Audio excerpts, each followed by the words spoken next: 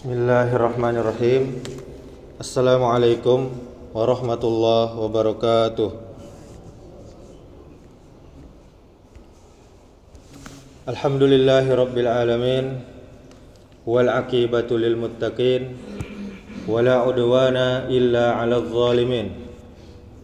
Asyhadu an la ilaha illallah wahdahu la syarikalah, wa asyhadu anna Muhammadan abduhu wa rasuluh, amma ba'du. Alhamdulillah, segala puja dan puji hanya milik Allah subhanahu wa ta'ala. Kita bersyukur kepadanya karena kita masih diberikan kesehatan, kita masih diberikan nikmat iman, kita masih diberikan nikmat Islam, sehingga kita masih bisa melangkahkan kaki kita ke rumah Allah ini dalam rangka mengerjakan sholat subuh berjamaah, kemudian disambung dengan majelis ilmu, kemudian salawat serta salam kita mohonkan kepada Allah agar selalu tercurahkan untuk Nabi kita Muhammad sallallahu alaihi wasallam. Allahumma salli wa sallim wa barik ala Muhammadin wa ala alihi wa ashabihi ajma'in. Mudah-mudahan dengan memperbanyak salawat untuk Nabi, kita termasuk umatnya yang mencintai beliau, dan mudah-mudahan juga nanti di yaumil akhir kita diingat oleh beliau sallallahu alaihi wasallam. Bapak Ibu kaum muslimin, kaum muslimat, jamaah subuh yang dirahmati Allah subhanahu wa ta'ala, pada kesempatan yang berbahagia ini kita akan membahas tentang yang sedang banyak dibicarakan, yaitu solat kilat, solat cepat. Apakah benar Rasulullah sallallahu alaihi wasallam tidak menegur orang yang solatnya cepat? Untuk pembenaran amalan sebagian orang yang super cepat dalam solat, baik yang wajib ataupun solat yang sunnah, terutama pada bulan Ramadan, yaitu solat tarawih. Ada seorang ustadz berdalih bahwa Rasulullah hanya menegur yang solatnya lama, bukan menegur yang solatnya cepat. Mungkin hadis yang beliau maksud adalah ketika sahabat Muaz radhiyallahu anhu mengimami kaumnya ketika itu solat Isya, dan beliau memanjangkan bacaan solatnya, membaca surah yang panjang setelah surah Al-Fatihah, sehingga Rasulullah setelah itu menegurnya. Dan juga hadis Nabi sallallahu alaihi wasallam yang memerintahkan untuk meringankan solat jika mengimami orang banyak. Di dalam hadis dari Jabir radhiyallahu anhu, dia berkata, Muaz bin Jabbal Al-Ansari melaksanakan solat Isya bersama sahabatnya. Dia memanjangkan solat sehingga ada seorang laki-laki, salah seorang makmum, keluar dan solat sendirian. Muaz diberi kabar tentang laki-laki itu, sehingga dia berkata, dia orang munafik. Ketika ucapan Muaz itu sampai kepada Rasulullah, sampai kepada laki-laki tersebut, dia pun mendatangi Rasulullah. Laki-laki yang keluar tadi ngadu kepada Rasulullah sallallahu alaihi wasallam dan mengabarkan apa yang diucapkan oleh Muaz. Maka Nabi sallallahu alaihi wasallam pun bersabda kepada Muaz, "Wahai Muaz, apakah engkau akan menciptakan fitnah?" Ini hadis riwayat Ibnu Majah dan hadisnya sahih. Kemudian Rasulullah sallallahu alaihi wasallam bersabda, "Idza ma qama ahadukum linnas falyukhaffif as-salata fa inna fihim al-kabira wa fihim ad-dha'ifa wa idza qama wahdahu falyutil salatahu ma syaa. Apabila salah seorang di antara kalian mendirikan solat, menjadi imam, mengimami manusia, hendaklah dia meringankan solat tersebut, karena di antara jamaah, di antara mereka para makmum, ada orang tua, ada orang yang lemah. Dan apabila dia solat sendirian, hendaklah dia memanjangkan solatnya sebagaimana yang dia mau. Ini hadis riwayat Bukhari dan Muslim. Bacaan yang ringan, Bapak Ibu saudaraku yang dirahmati Allah Subhanahu wa taala, ketika mengimami salat orang banyak, terutama salat wajib. Salat wajib ya.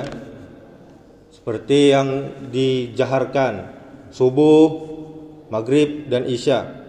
Bacaan yang ringan adalah surah wasyamsi waduhaha atau sabbihisma rabbikal a'la atau wallaili idza yaghsha dan semisalnya. Bukan surah Al-Baqarah, Ali Imran, An-Nisa dan semisalnya juga. Dan juga di dalam hadis yang lain, Jabir berkata radhiyallahu anhu, Muaz pernah salat bersama Nabi sallallahu alaihi wasallam. Kemudian dia datang lalu mengimami kaumnya. Maka dia melakukan salat Isya pada malam tersebut bersama Nabi sallallahu alaihi wasallam. Kemudian mendatangi kaumnya lalu mengimami mereka. Lalu dia membuka salat tersebut dengan surah Al-Baqarah. Maka seorang laki-laki berpaling lalu salam, kemudian salat sendirian lalu berpaling pergi. Maka mereka berkata kepadanya, apakah kamu berlaku munafik wahai fulan? Dia menjawab, tidak, demi Allah aku akan datang kepada Rasulullah, akan mengadu kepada Rasulullah, aku akan mengabarkan kepada beliau.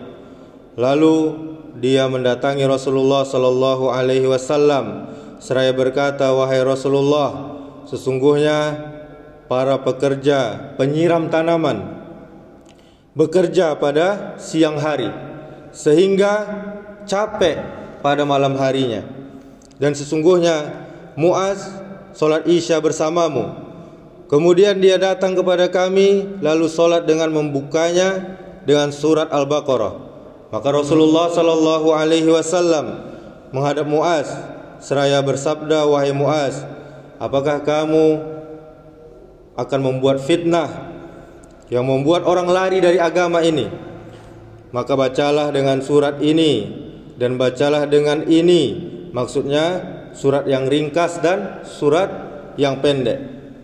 Kemudian berkata Sufyan, maka saya berkata kepada Amru, sesungguhnya Abu Zubair telah menceritakan kepada kami dari Jabir bahwa dia berkata, bacalah Iqra dan Asy-Syamsi wa duhaha serta wadduha wal laili idza yakhsha dan sabbihisma rabbikal a'la. Maka Amru berkata semisal ini.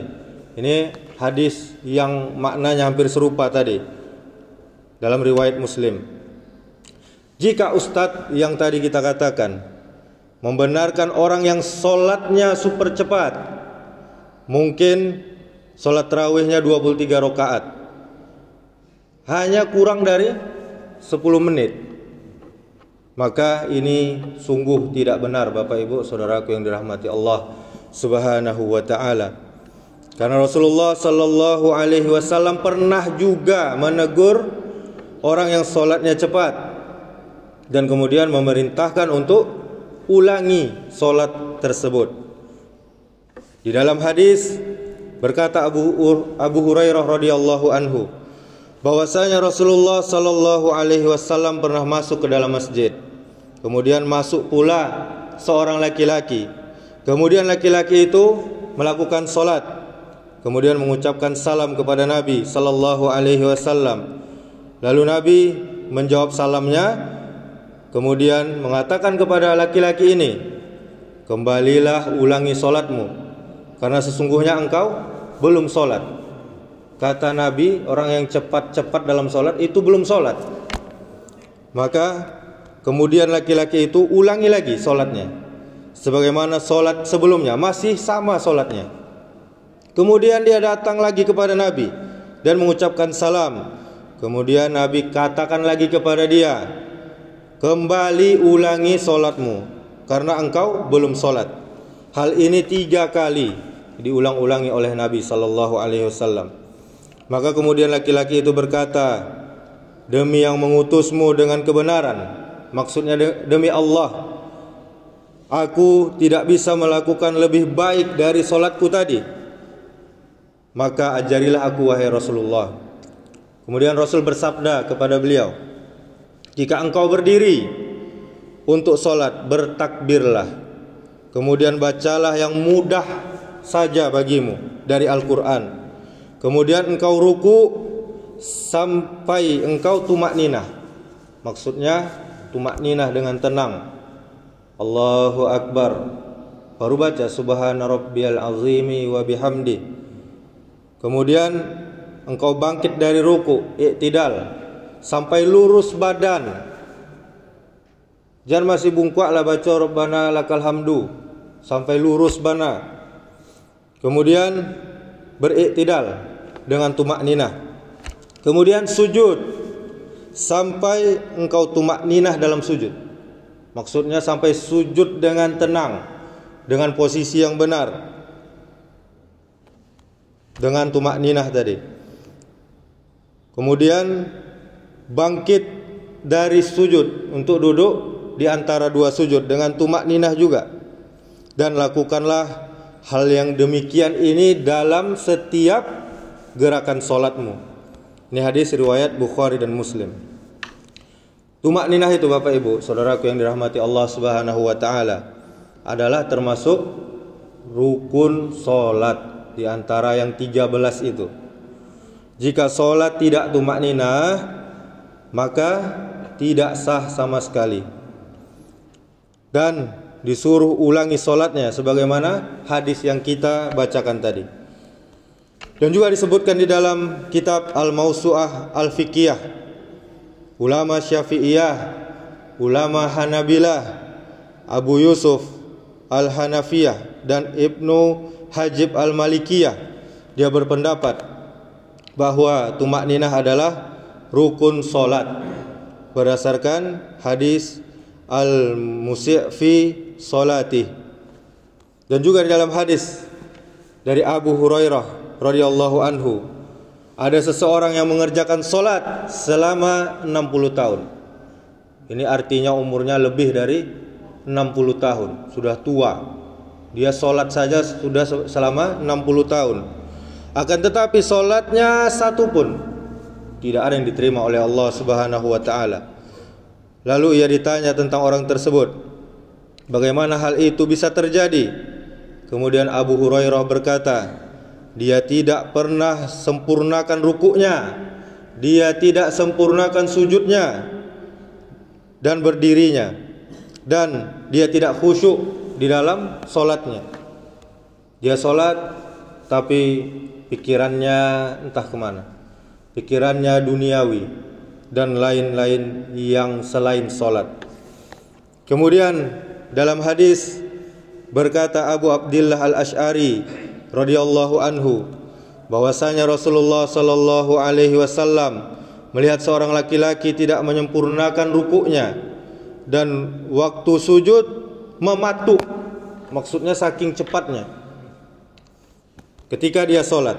Maka Rasulullah sallallahu alaihi wasallam bersabda, kalau orang ini mati dalam keadaan seperti ini, maka dia mati di luar agama Muhammad sallallahu alaihi wasallam. Dia sujud seperti burung gagak mematuk makanan. Perumpamaan orang ruku tidak sempurna dan sujudnya cepat seperti orang kelaparan makan sebiji atau 2 biji kurma yang tidak mengenyangkannya. Ini hadis riwayat Baihaqi dan At-Tabrani. Maka berhati-hatilah kita, Bapak Ibu saudaraku yang dirahmati Allah Subhanahu wa taala, Jangan kita terburu-buru. Tumakninahlah, karena tumakninah bagian dari rukun salat. Dan di antara perkara yang Rasulullah sallallahu alaihi wasallam berlindung daripadanya, beliau berlindung daripada hati yang tidak khusyuk. Beliau bersabda, ini juga bisa kita hafal-hafal. Ini dalam bentuk doa. Allahumma inni a'udzubika min ilmin la yanfa. Allahumma inni a'udzubika min ilmin la yanfa wa min qalbin la yakhsha. Ya Allah, aku berlindung kepada Engkau dari ilmu yang tidak ada gunanya, dari ilmu yang tidak bermanfaat, dan dari hati yang tidak pernah bisa khusyuk. Ketika kita sholat, kita tidak bisa khusyuk. Pikiran kita entah kemana, memikirkan pekerjaan, memikirkan anak, istri, dan yang lain-lainnya selain pada sholat. Demikian pula ketika kita ibadah yang lainnya, kita juga tidak bisa fokus. Karena apa? Karena sholat tadi pun tidak fokus, tidak khusyuk. Sehingga pada waktu itu kekhusyuan sudah tidak ada lagi di hati kita. Gara-gara sholat tidak khusyuk, hati pun tidak khusyuk. Akibatnya apa? Ibadah kita pun kemudian berkurang pahalanya di sisi Allah Subhanahu wa taala. Padahal Bapak Ibu Saudaraku yang dirahmati Allah Subhanahu wa taala, disyariatkannya ibadah tiada lain adalah untuk kebaikan hati kita.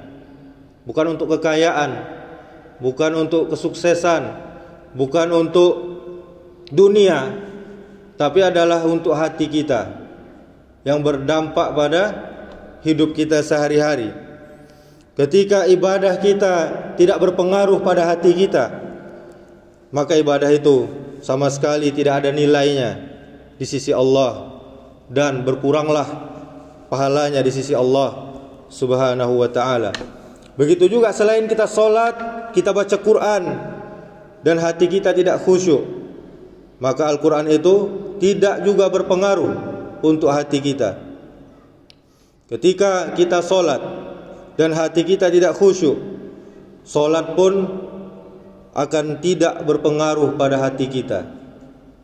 Sholat saja, tapi akhlaknya tidak berubah. Gara-gara apa? Gara-gara tidak khusyuk tadi. Dan mudah-mudahan ini bermanfaat bagi kita semuanya. Ini bisa merubah sholat kita jadi sholat yang lebih baik, tidak hanya ikut-ikutan saja. Kalau seandainya di lingkungan kita ingin sholat berjamaah, sholat tarawih khususnya, tidak ada di lingkungan itu yang sholatnya tumakninah, alias sholatnya cepat semuanya di semua surau-surau, maka saran kami hendaklah sholat sendirian di rumah, atau sholat ajak keluarga berjamaah. Mungkin itu yang dapat kita sampaikan. Mudah-mudahan kita bisa juga khusyuk di dalam sholat kita, dan semoga Allah terima semua sholat-sholat yang telah kita kerjakan. Subhanakallahumma wa bihamdika asyhadu an la ilaha illa anta astaghfiruka wa atubu ilaik. Wassalamualaikum warahmatullahi wabarakatuh.